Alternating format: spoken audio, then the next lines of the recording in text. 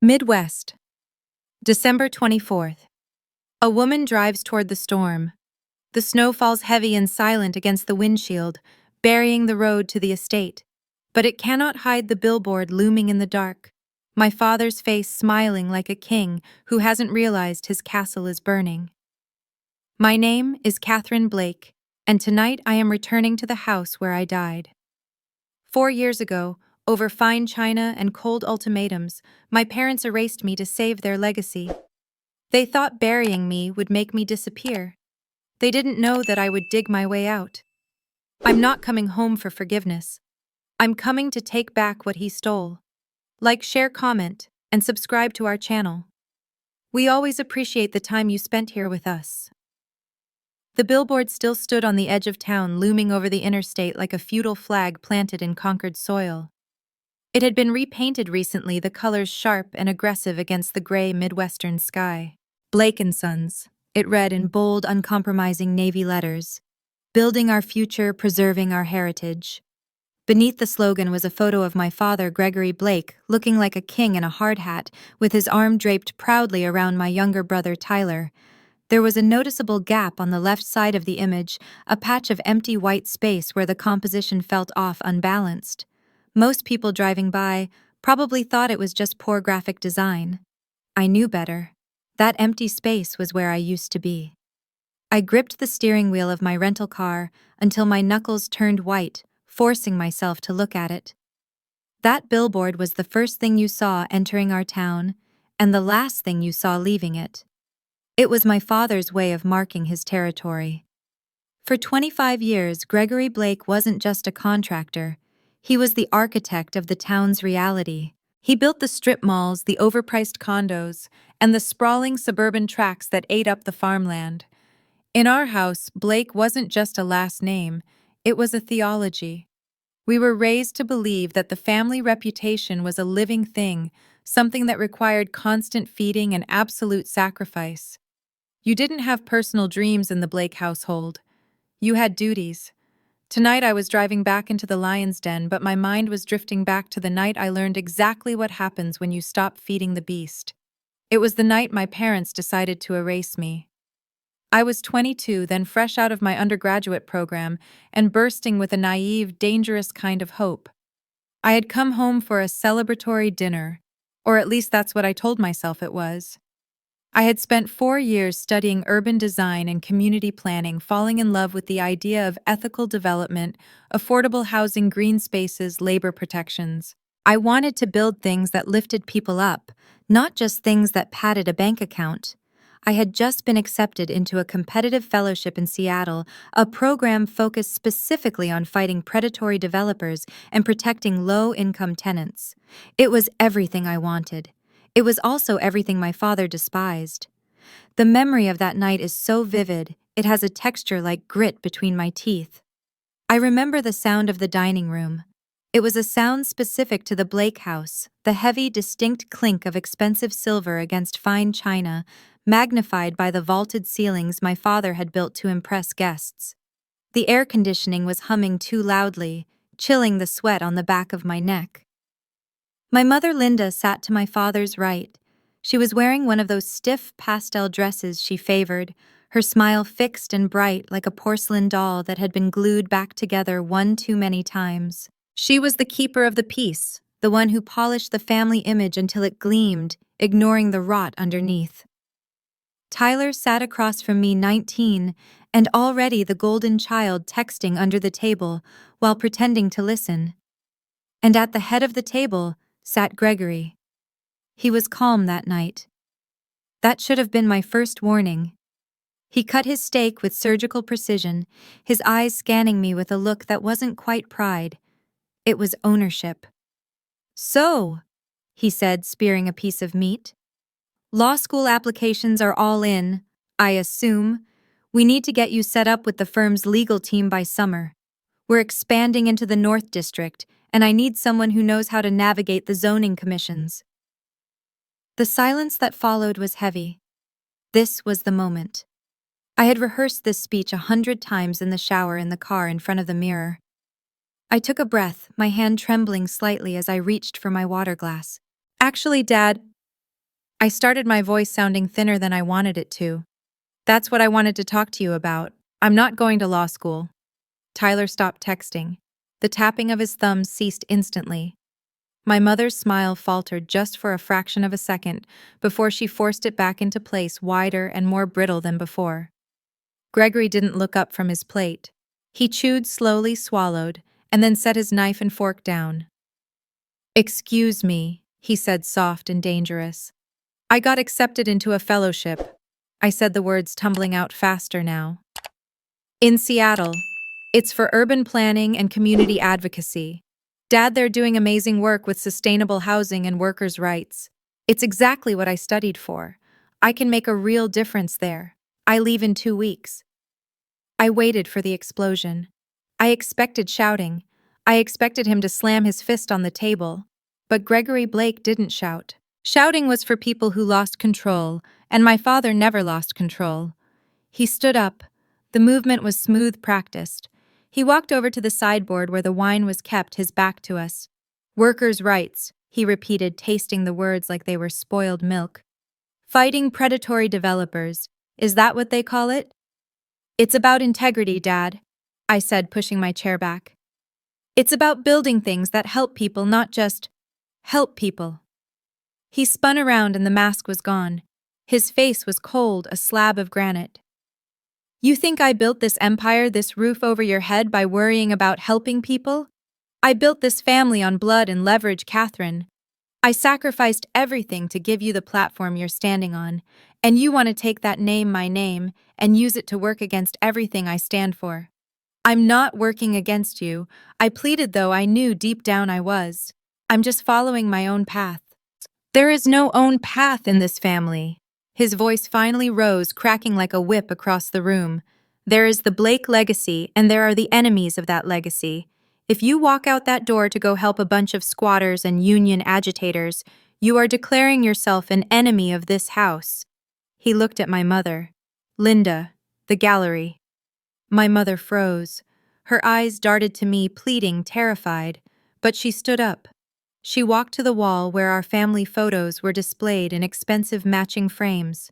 Graduation photos, holiday portraits, the timeline of a perfect American family. "Gregory, please," she whispered. "Take it down," he ordered.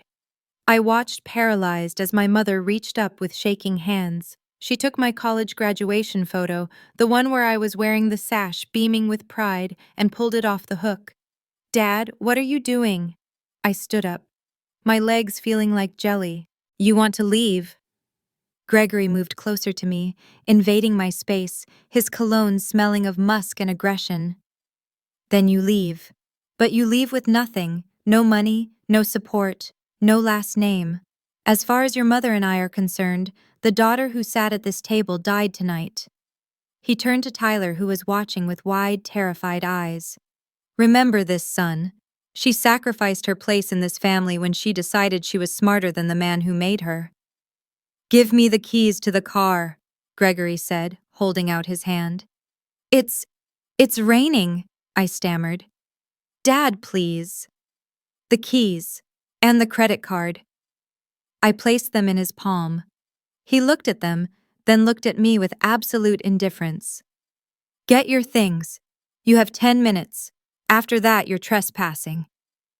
I scrambled to my room, throwing clothes into a single duffel bag, blinded by tears. I could hear them downstairs. The silence was deafening. When I walked back down, my mother was staring at the empty spot on the wall. She didn't turn around. She didn't say goodbye. She just stood there, erasing me because he told her to. I walked out the front door into the storm. The wind whipped my hair across my face, stinging my skin. I had no car, no money, and nowhere to go. I trudged down the long driveway, the gravel crunching under my boots, the rain soaking through my thin jacket. I turned back once at the gate. The lights of the house were warm and golden, a fortress against the dark. I saw my father's silhouette in the window, watching to make sure I was actually gone. He thought he had broken me. He thought that by cutting me off, he had silenced me. I adjusted the strap of my bag, shivering, but feeling a sudden hot spark of rage ignite in my chest. If my parents wanted me dead to this family, I whispered to the thunder rolling overhead, I'd make sure the whole town heard the funeral bells. Seattle didn't welcome me with open arms. It welcomed me with gray drizzle and a rent index that laughed at my bank account. The plan, the fellowship that was supposed to be my lifeline, my validation evaporated before I even unpacked my single duffel bag. A bureaucratic email sent 3 days after I arrived informed me that due to unexpected grant reallocations, the position had been dissolved. I stood on the sidewalk outside a coffee shop reading the notification on my cracked phone screen, feeling the phantom weight of my father's gaze. He would have laughed.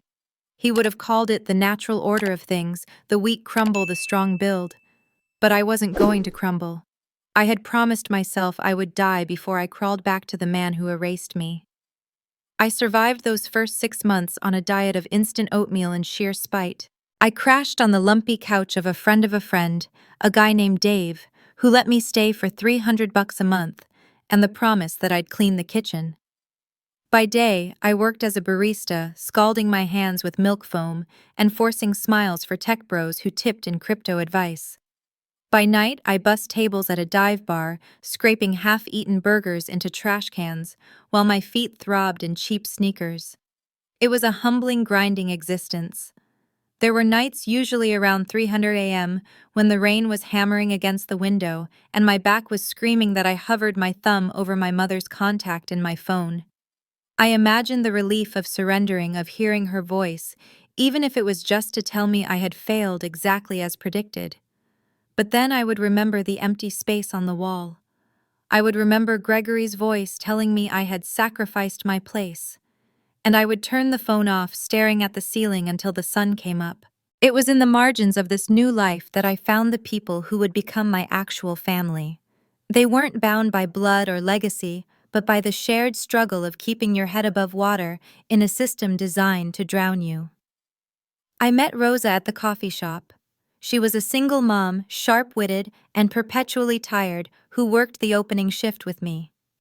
One afternoon I found her crying in the break room. Her landlord had hiked her rent by 40%, with no notice, citing renovations that consisted of slapping a coat of beige paint on the exterior while the plumbing inside rotted. Then there was Jamal, a regular at the dive bar. He was a former construction worker, a giant of a man with a gentle laugh who walked with a permanent limp. He had been injured on a non-union high-rise job, a fall from scaffolding that wasn't secured properly. The company had classified him as an independent contractor to dodge liability, leaving him with a shattered hip and zero health insurance. Listening to them, I realized something that made my blood run cold. My father wasn't unique. He wasn't some singular monster. He was a symptom. The cutting corners, the intimidation, the squeezing of vulnerable families, it was happening everywhere. Gregory Blake was just a local franchise of a national rot. They treat us like we're invisible, Rosa told me one night as we shared a plate of fries I'd snagged from the kitchen. Like we're just friction in their spreadsheet. That anger gave me a new direction. I couldn't fix the system with a blueprint, not yet. But I could fight it with information. I stopped sleeping. I started volunteering with a tenants' rights group, absorbing housing law like it was oxygen. I spent my nights at the library, or hunched over a borrowed laptop teaching myself Python and SQL.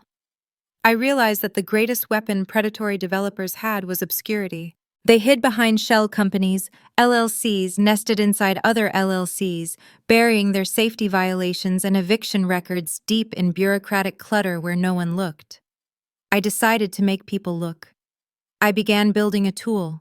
It was crude at first, just a script that scraped public records cross-referencing building permits with court filings for labor violations and eviction notices. I called it ClearLine. I wanted a clear line of sight from the glossy rendering of a new condo to the human cost buried in its foundation. It became my obsession. I wasn't Katherine Blake, the heiress to a construction empire, anymore. I was just Katherine, the woman who was tired of seeing her friends crushed by men like her father. I kept one thing from my old life tucked away in the inner pocket of my duffel bag. It was a folded yellowing note from my grandfather, Gregory's father. He had been a carpenter, A man who measured twice and cut once, who died before the company became the behemoth it was now. In shaky cursive he had written, "A good name is worth more than any building." I read it every time I wanted to quit. It was my anchor. It was proof that the name Blake didn't always mean predator. It used to mean something decent. I wasn't destroying the family name. I was trying to excavate it from under the concrete my father had poured over it. 2 years passed. I moved into a tiny studio apartment with leaky windows, but it was mine. Clearline was starting to work. It was a messy localized beta, but we were tracking bad actors in Seattle. We helped Rosa fight her eviction by proving her landlord had a history of illegal rent hikes. We helped Jamal find a lawyer who specialized in piercing the corporate veil of the company that broke him. Then came the night the world shrank. It was late a Tuesday in November. I was running a new algorithm I'd written to track out-of-state investment firms buying up low-income housing blocks in the Pacific Northwest. The code was designed to follow the money, stripping away the layers of anonymous LLCs to find the actual signatories. I watched the progress bar crawl across the screen, sipping cold coffee. The program pinged. It had flagged a cluster of properties in a struggling neighborhood just south of Seattle, shoddy renovations, a spike in evictions, multiple reports of wage theft from subcontractors. The parent company was listed as Heritage Horizons LLC, registered in Delaware. I clicked deeper. My heart hammered against my ribs. Heritage Horizons LLC was owned by Midwest Apex Holdings. Midwest Apex Holdings was managed by a familiar law firm. I pulled up the incorporation documents. I scrolled to the bottom of the PDF, my breath hitching in my throat. There, in digital ink, was a signature I had seen on report cards on permission slips on the checks that built the house I was kicked out of. Gregory Blake.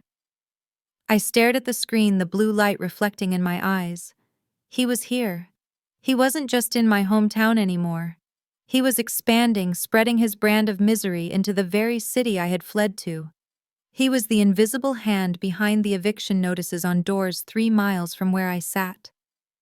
A strange sensation washed over me. It wasn't fear. It wasn't sadness. It was a cold, crystalline clarity. He had told me I was dead to him. He had told me he would erase me. But looking at his signature on that document, seeing the trail of damage he was leaving in my new home, I realized he had done the opposite. He hadn't destroyed me. He had given me the exact target I needed. I traced the signature on the screen with my fingertip. "You didn't erase me," I whispered to the empty room. "You created me." The spark didn't come from a press release or a marketing campaign.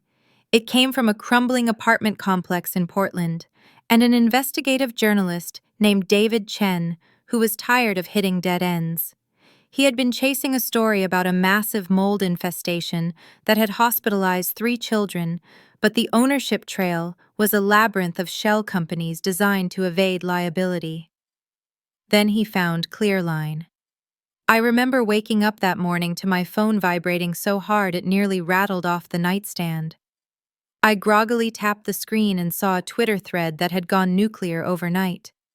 Chen had used my platform to pierce the corporate veil, exposing the parent company and forcing city officials to intervene. In the final tweet of the thread, he tagged me, "None of this accountability would be possible without Clearline, a tool built by a singular tenacious coder named Katherine Blake. She's doing the work the government refuses to do." I stared at my name, stared at my... Not Katherine, the anonymous barista, but Katherine Blake. For the first 48 hours, I debated changing it. I could be Catherine Evans, Catherine Doe, anything to distance myself from the man who had disowned me. But as I watched the interview requests pile up in my inbox, a cold resolve settled in my gut. Gregory had said I wasn't a Blake anymore. He had tried to strip the name from me like a rank insignia. If I changed it now, I was letting him win. I was letting him decide who I was. "No," I said aloud to my empty apartment. "Gregory doesn't own the name Blake. Not anymore."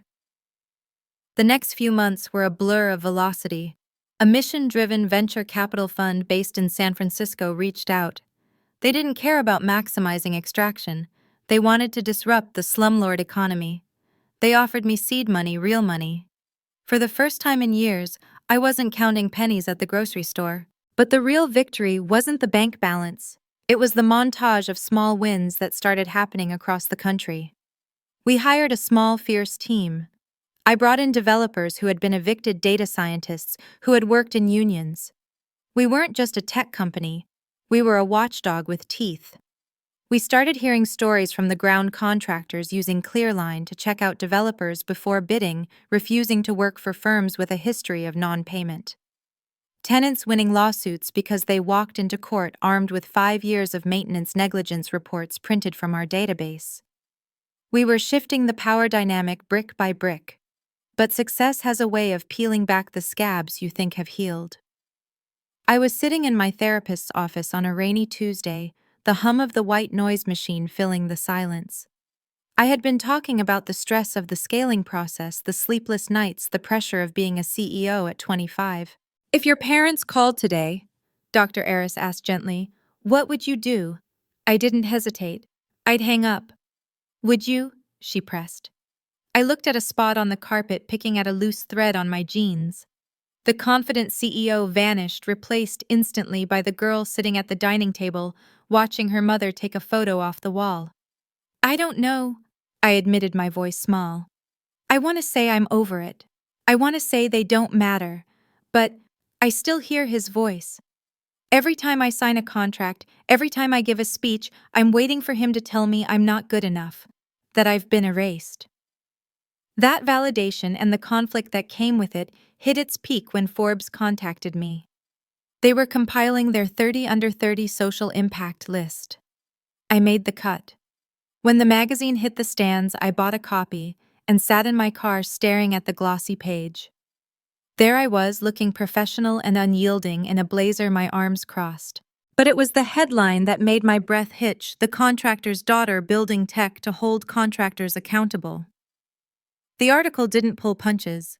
It framed my work as a direct response to the industry my family dominated. It didn't name Gregory explicitly, but anyone who knew the Blake name in the Midwest would connect the dots. I knew with absolute certainty that a copy of this magazine was currently sitting on the mahogany desk in my father's study. I felt a wave of nausea followed immediately by a fierce, burning satisfaction. He couldn't erase this, but the universe has a sense of irony. While the public celebrated Clearline's success, the back-end data began to tell a darker story closer to home.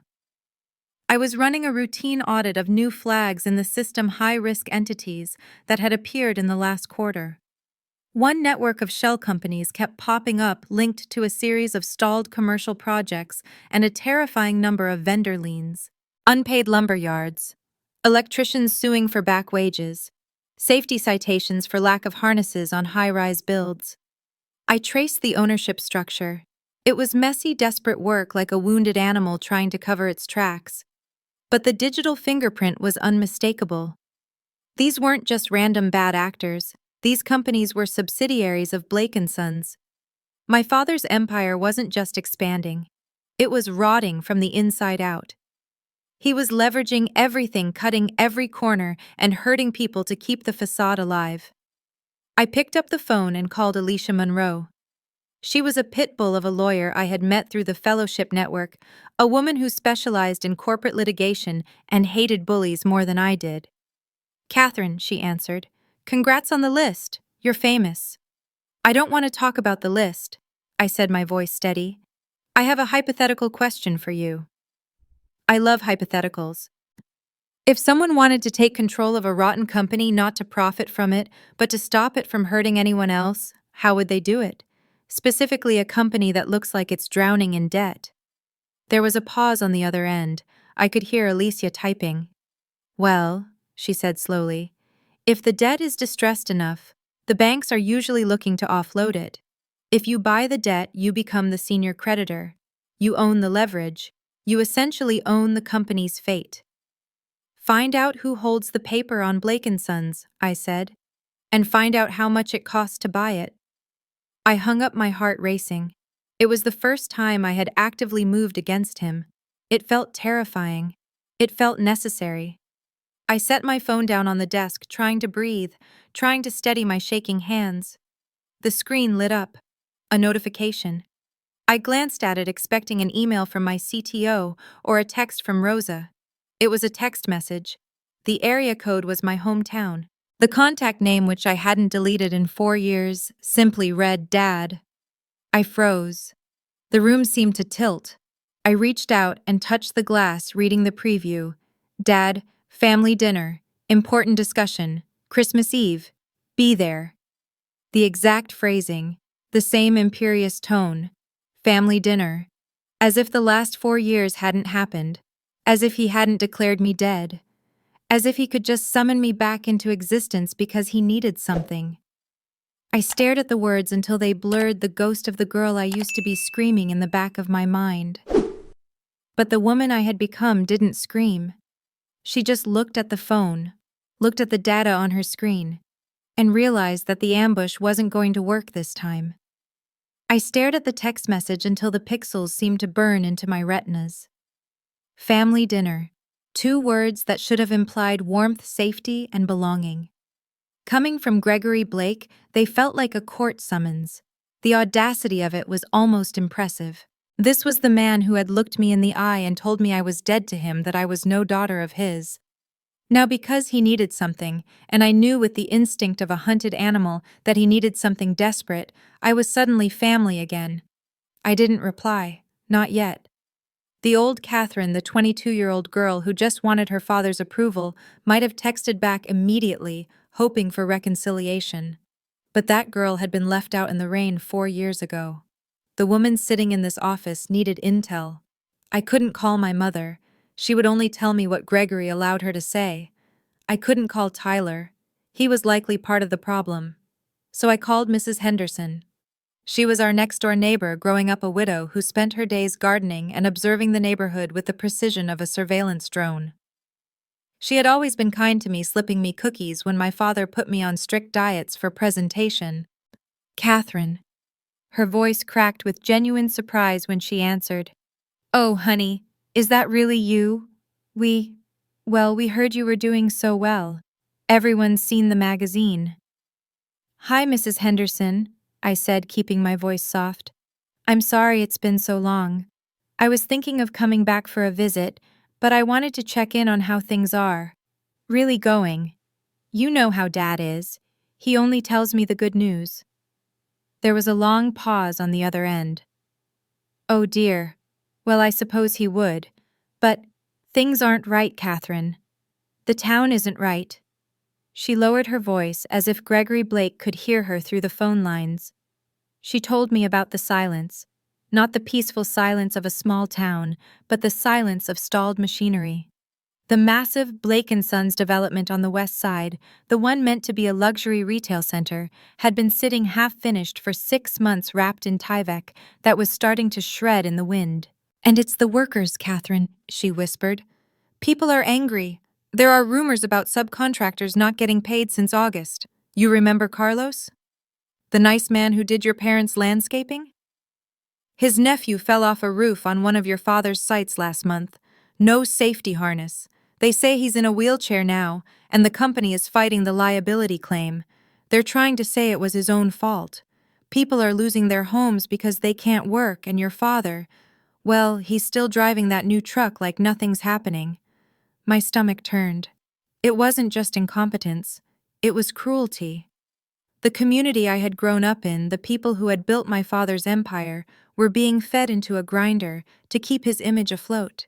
He wasn't just erasing me anymore. He was erasing them. I hung up with Mrs. Henderson and immediately dialed Alicia. I need a meeting, I said. Tonight. And I need you to pull everything you can on Blake & Sons' current debt structure. We met in a glass-walled conference room at her firm at 8:00 p.m. Alicia slid a thick file across the table. Her expression was grim. It's worse than we thought, she said. Your father is leveraged to the hilt. He's been borrowing against future projects to pay off interest on old loans, a classic Ponzi structure just with real estate. But the market shifted and the interest rates spiked. He's underwater, Katherine. Deep. She opened the file to a page full of red ink. The local banks are panicking. They've bundled his toxic debt and are trying to sell it off on the secondary market just to get it off their books. They're selling it for pennies on the dollar because they think he's going to default by January.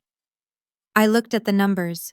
They were astronomical to a normal person, but for a company the size of Clearline backed by our recent funding rounds and my own personal equity, it was reachable. If I buy it, I asked, tracing the line of a defaulted commercial loan, what does that make me? It makes you the senior creditor, Alicia said, her eyes locked on mine. It means you own the paper that holds the roof over his head. You can call in the loans, you can force a restructuring, you can foreclose. You essentially become his boss. I sat back, the air leaving my lungs. This was the nuclear option. This wasn't just attending a dinner. This was walking in with a loaded gun. Is this justice? I asked, looking out at the city lights. Or is it just revenge? Am I doing the exact same thing he did, using money to control family? Alicia leaned forward. Revenge is hurting someone because they hurt you. Justice is stopping someone from hurting anyone else. Katherine, look at the data. Look at Carlos's nephew. If you don't step in, your father is going to crash this company into a wall, and he's going to take every worker, every vendor, and every innocent bystander in that town with him. Sometimes protecting people means taking power away from the ones who abuse it. I went home that night, but I didn't sleep. I sat in my living room with Rosa and Jamal. I needed them to check my moral compass. I needed to know I wasn't turning into him. He sacrificed you to protect his pride, Rosa said, pouring me a cup of tea. She looked tired, but her eyes were fierce. He threw you away like trash. You going back there and stopping him, that's not being him. That's taking back what he stole from you, and from people like us. Jamal nodded, stretching his bad leg. You have the power to stop the bleeding cat. If you don't go, who saves those guys on the job site? Who pays them? Don't just go to save the town. Save yourself from that man's shadow. You can't be free of him until you realize he's just a man, and a bad one at that. They were my real family. They were the ones who reminded me what the grandfather I never really knew had written on that note. A good name is worth more than any building. My father had lost the right to the Blake name. It was time someone else took custody of it. Okay, I said, the hesitation finally evaporating. Let's do it. The next week was a blur of legal maneuvering. I set up a holding company, Phoenix Trust LLC, an anonymous entity designed solely to acquire the distressed debt of Blake & Sons. Alicia worked her magic negotiating with the panicked regional banks who were all too happy to unload the toxic assets to a cash buyer. We bought the construction loans. We bought the equipment liens. We bought the mortgage on the headquarters. 2 days before Christmas Eve, I was packing my suitcase, not the duffel bag I left with, but a sleek, hard-shell carry-on. My phone buzzed. It was Alicia. It's done, she said, her voice crisp and professional. The ink is dry. As of this morning, Phoenix Trust holds controlling debt on Blake & Sons and several key personal properties. We have the liens. We have the leverage. She paused, her tone softening slightly. Katherine, listen to me. Once you step on that plane, there's no going back. You are going to war with your own father. I zipped the suitcase shut. I looked at the mirror, at the woman who had built herself from nothing, the woman who was no longer the scared girl in the rain.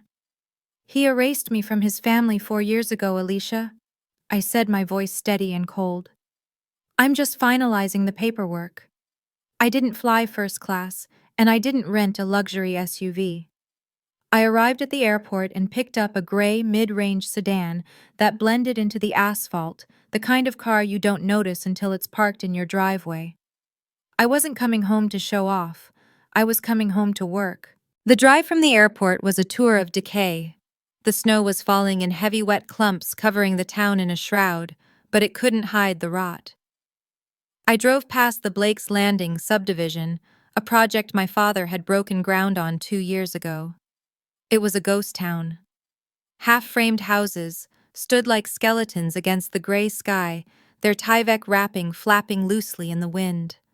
There were no crews working, just a few pickup trucks idling near the gate, men huddled around a fire barrel waiting for paychecks that I knew weren't coming. I stopped at a gas station 3 miles from the house to steel my nerves. Taped to the pump was a grainy flyer with a photo of a young man in a hospital bed. Benefit dinner for Carlos Martinez, it read. Injured on the job. Help the Martinez family keep their home. I stared at the face of the man my father had discarded. It was the fuel I needed. I wasn't doing this for spite. I was doing it for Carlos. When I pulled up to the house, it looked exactly the same, imposing, manicured, and cold. The Christmas lights were perfectly symmetrical, a display of order in a chaotic world. I took a breath, checked the breast pocket of my blazer to feel the weight of the documents I had brought, and walked to the door. My mother opened it before I could knock. She was wearing a velvet emerald dress, her hair sprayed into an immobile helmet of blonde. She looked like she was ready for a magazine shoot, but up close I could see the cracks in the porcelain. Her eyeliner was a little too heavy, her smile a little too tight. Katie? She pulled me into a hug that felt like being squeezed by a birdcage, fragile and rigid. You made it. We were so worried the storm would ground you. Hi, Mom, I said, pulling back. She didn't look me in the eye. She was already looking past me, checking the driveway, perhaps relieved I hadn't brought a news crew. Well, a deep voice boomed from the hallway. Look who finally decided to come home. Gregory Blake stepped into the light. He looked older. The lines around his mouth were deeper, etched with the stress of a man holding up a crumbling ceiling, but he still carried himself like a king. He wore a cashmere sweater and held a tumbler of scotch, his posture defiant. He looked me up and down, assessing my clothes, my shoes, looking for weakness. Come in, Katie, he said, softening his tone with a performance of paternal warmth that made my skin crawl. It's Christmas. We're family, remember. Leave the past at the door. Tyler was in the living room, sprawled on the couch. He didn't get up. He just raised a glass in a mock toast. The prodigal sister returns, he sneered. Must be nice being a big-shot celebrity. Too good for us regular folk now. Good to see you too, Tyler, I said evenly. He looked tired too, the sullen exhaustion of a prince realizing his inheritance is made of fool's gold. The dinner was a surreal reenactment of the night I left. We sat in the same seats. The silverware made the same heavy clink against the china. The air conditioning was still humming too loud, but the dynamic had shifted. They were walking on eggshells around me. They asked polite, hollow questions about Seattle, about the weather, avoiding the one topic that consumed us all, my work. I looked at the gallery wall. The hook where my graduation photo used to hang was no longer empty. It had been filled by a wooden plaque with brass lettering, Gregory Blake, Chamber of Commerce Businessman of the Year. I stared at it. He hadn't just removed me. He had replaced me with his own vanity. Gregory saw me looking. He leaned in, his voice dropping to a low conspiratorial rumble. You could have had all this, you know, he said, gesturing vaguely at the room, the crystal, the illusion of wealth. If you hadn't betrayed your own parents. You remember that, don't you? You sacrificed your place here. I didn't push you out. You walked. He was rewriting history in real time, fusing his betrayal with my survival until they were indistinguishable. He wanted me to feel the loss. He didn't realize I was looking at a burning building, and he was asking me to miss the view. I remember exactly what happened, Dad, I said, taking a sip of water. Good, he said.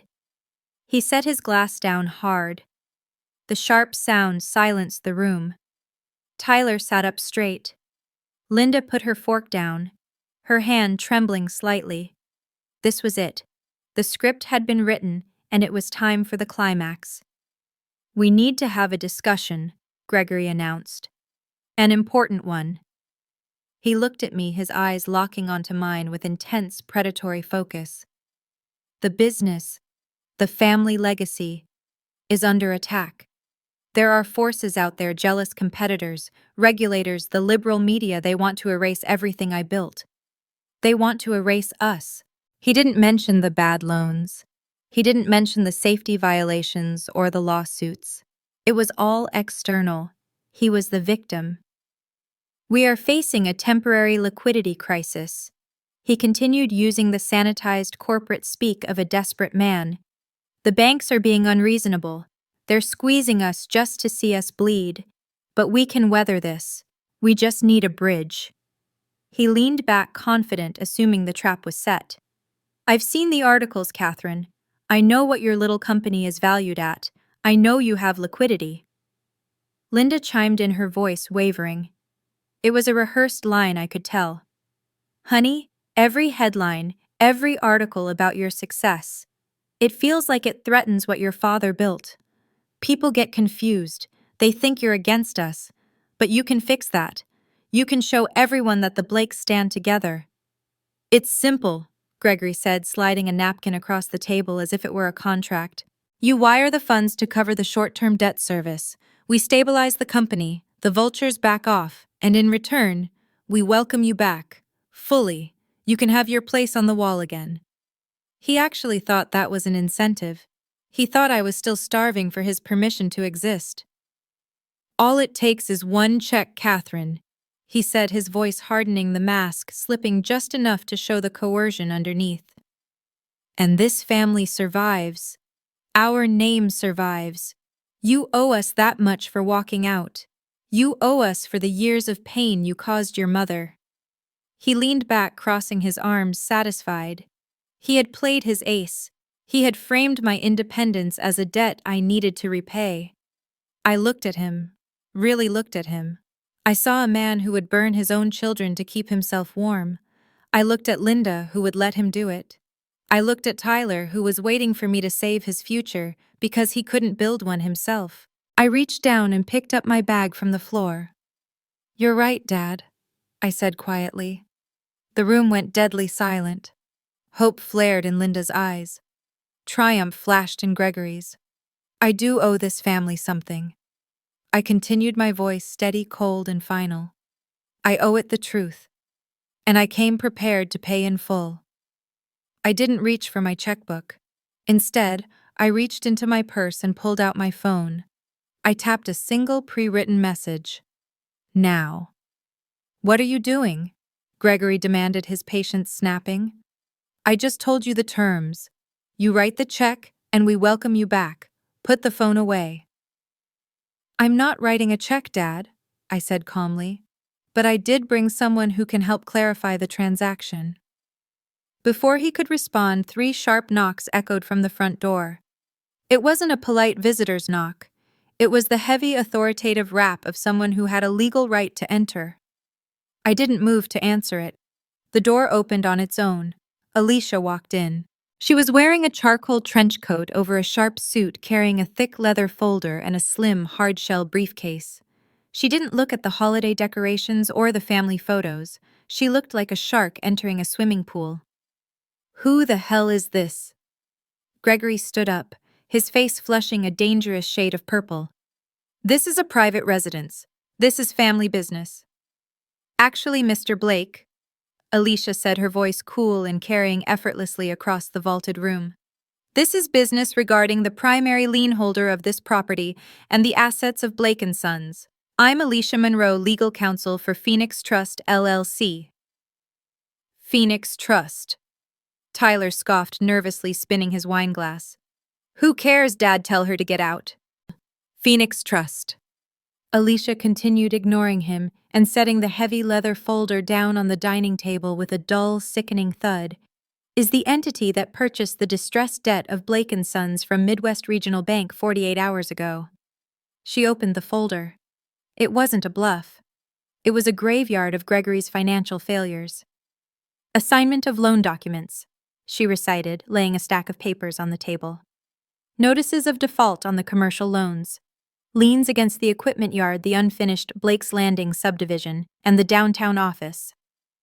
She pulled out one final document, holding it up so Gregory could see his own signature at the bottom. and the personal guarantees signed by Gregory, Linda, and Tyler Blake, securing the business loans against your personal assets, including this house. The room went so quiet I could hear the hum of the refrigerator in the kitchen. Gregory stared at the papers, his mouth slightly open. He looked at Alicia, then he looked at me. The realization hit him like a physical blow.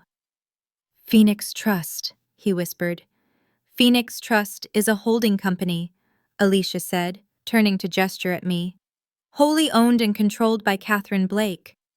The silence shattered. Tyler jumped up, knocking his chair over. You own the debt. You set us up. You ambushed us. Linda put a hand to her mouth, tears instantly spilling over. Greg, what did you sign? What does she mean she owns the house? It's blackmail, Gregory roared, slamming his fists onto the table, making the silverware jump. This is illegal. You can't just buy my company out from under me. You're my daughter. You're threatening your own blood. I'm not threatening you, I said, my voice rising just enough to cut through his noise. I'm collecting. I stood up. I didn't feel small anymore. I felt like the only solid thing in a room full of ghosts. For years I watched you, I said, locking eyes with my father.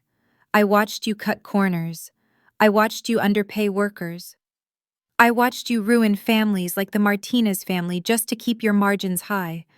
And when I tried to stop you, when I tried to choose a different way, you told me I was dead. You told me you'd erase me. Gregory was breathing hard, his chest heaving. He looked trapped, cornered in his own dining room. You sacrificed me to protect your pride, I said, the words tasting like iron and ash. Now I'm sacrificing your empire to protect everyone else. You can't do this, he snarled. I built this town. You broke this town, I corrected him, and I'm going to fix it. I nodded to Alicia. She opened the slim briefcase and slid a single crisp document across the mahogany table toward him. This is a settlement agreement, Alicia explained, her tone purely transactional. Katherine is willing to forgive the personal guarantees. You keep the house. You keep your pension. Tyler keeps his car. The bankruptcy filings are halted. Gregory looked at the document, suspicion narrowing his eyes. And in exchange, Alicia said, you resign, immediately, permanently. The Blake family relinquishes all equity control and future inheritance claims regarding Blake & Sons and all its subsidiaries. The company will be restructured into a worker-owned cooperative under a new community trust. A cooperative, Gregory spat the word like a curse. You're giving my company to the bricklayers. They built it, I said. They should own it. And a portion of the remaining assets goes into a restitution fund for the workers injured on your sites, starting with Carlos Martinez. Gregory looked at the pen Alicia had placed next to the document. He looked at Linda, who was sobbing into her napkin, broken and useless to him now. He looked at Tyler, who was staring at the wall, realizing his golden ticket had just been canceled. Then he looked at me. I expected him to beg. I expected him to negotiate. But Gregory Blake didn't know how to lose. He only knew how to hurt. He leaned over the table, his face twisted into a mask of pure, distilled hatred. You're not my daughter, he hissed, the venom spraying from his lips. You're a cancer. I should have erased you the second you started thinking for yourself. I should have thrown you out when you were 12. It hit me. The words landed, but they didn't pierce. 4 years ago, that sentence would have destroyed me. Now it just confirmed everything I knew. He didn't love me. He only loved his reflection in my eyes. And I had shattered the mirror. You tried, I said softly, but you missed. Alicia checked her watch. The offer expires when we leave this room, Mr. Blake. If you don't sign, we file for immediate foreclosure on the business and personal assets tomorrow morning. We will trigger the lawsuits. We will make the safety violation records public. You won't just be bankrupt, you will be indigent. And given the fraud we found in the loan applications, likely indicted. Sign it, Dad, Tyler whispered, his voice trembling. Please, I don't want to go to jail. Greg, Linda moaned. Please, just sign it. Gregory picked up the pen.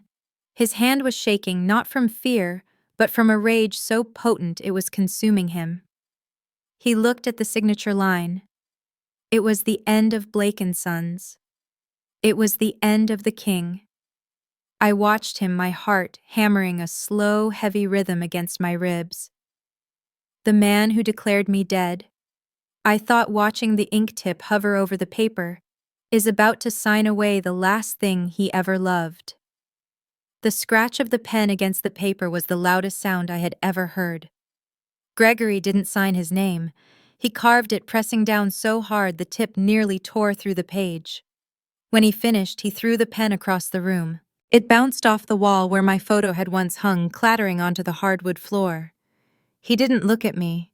He just stared at his hands, the hands that had built a kingdom and strangled it in the same lifetime.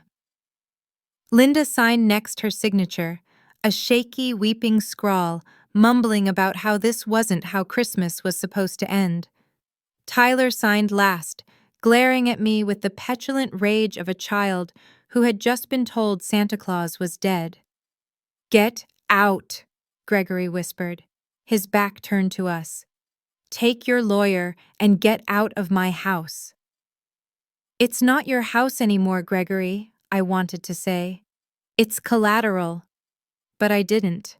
There was no joy in kicking a corpse. I felt a hollow, exhausting grief, not for the loss of my family, because I had lost them years ago, but for the realization that there was nothing left to save. I took the folder from Alicia, walked out into the snow, and didn't look back.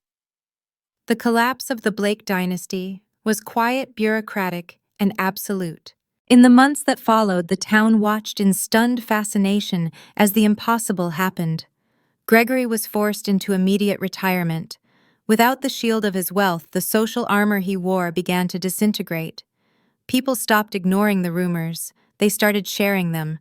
He became a pariah in the country club he helped build, a ghost haunting the edges of a town that no longer feared him. Linda couldn't handle the shame. She took the settlement allowance and moved to a generic townhouse in Arizona, far away from the whispers of her former friends.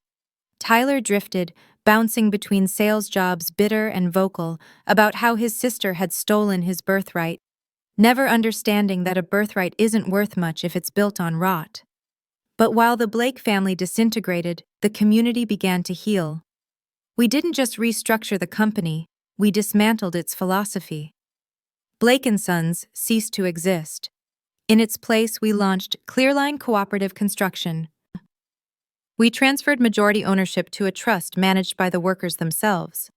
The foremen, the bricklayers, the plumbers, they weren't just employees anymore, they were partners. We implemented immediate safety overhauls, settled the outstanding debts with local vendors, and established a living wage floor that forced other developers in the county to match us or lose their crews. I remember the day we took down the billboard on the edge of town. I watched from my car as a crane lowered the massive image of my father and Tyler. When the new sign went up, it didn't have a face on it. It just had the cooperative's logo and a new slogan, "Built by us.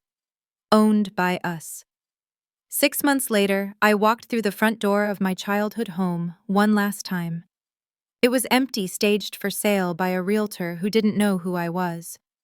The furniture was gone. The heavy curtains were open, letting in light that had been banned for decades. I walked into the dining room. The table was gone. The air conditioning was off. The silence wasn't oppressive anymore. It was just empty space. I stood before the gallery wall. The nail holes had been spackled over and painted, leaving a smooth, blank surface. "He erased me from this wall," I said to the empty room, my voice echoing slightly. "I erased his name from every contract that mattered." I waited for the satisfaction to hit, but it didn't. Instead, I felt a deep, clean sense of release. I wasn't the exile anymore. I wasn't the victim. I was just the person who closed the door. The following Christmas Eve, I didn't sit at a mahogany table surrounded by people who viewed love as a transaction. I was at the community center in downtown, a building Clearline had renovated at cost. The room was loud, smelling of tamales and pine needles. There were no stiff dresses or forced smiles. Rosa was there laughing as she helped serve food.